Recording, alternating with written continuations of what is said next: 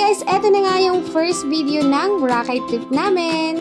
Very memorable nga tong first travel namin dahil eto yung first trip namin ng kapatid ko na mga anak lang yung kasama namin. Wala kaming kasamang husbands. 9:30 AM nga yung flight namin going to Calibo at hinatid naman kami ng asawa ko sa airport. Ito din nga pala yung first time na mag-travel ni Amaya na malayo at first time niya din sasakay sa eroplano. While waiting nga dito sa airport, hindi naman ako nahirapan kay Amaya. Behave naman siya, wala siyang ibang ginawa kundi kumain, maglaro. Actually, marami siyang nakuhang mga bagong friends dito sa airport. 9 AM na to, ito yung first timpla niya ng milk. Tapos, nagdede na muna siya. Actually, na-delay yung flight namin. Instead of 9:30 AM, ay naging 10:30 AM na.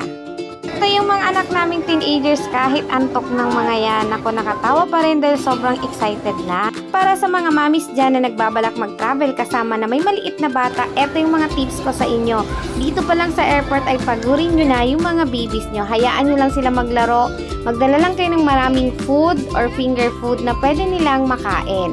Gulat nga ako dito kay Amaya dahil sabi niya, pipicturean niya daw yung airplane. Eto nga pala yung shots niya.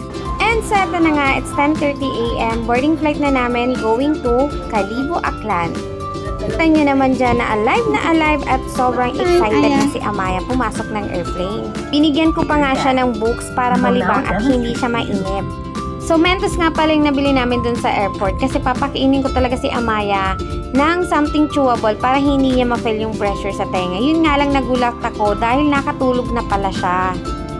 Nga lang, hindi na witness ni Amaya kung paano nag-fly yung airplane dahil napasarap talaga yung tulog niya dun sa paas. After 45 minutes nga, dito na kami, nakapag-landing na kami sa Calibo, Aklan ng safe. Hindi naman sobrang hassle dahil pagdating namin ng airport, sinalubong na kami ng from Southwest Traveling Tours ng van going to port.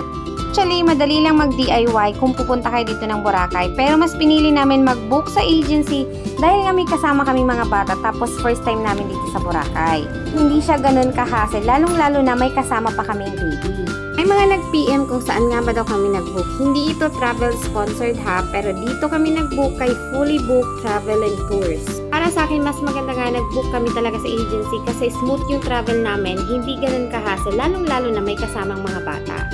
Sundo na kami noon, magsimula dun sa airport hanggang sa hotel. Tapos, napaka-accommodating nila and very friendly na mga staff nila. And so, we're here na sa Golden Phoenix Hotel, Boracay.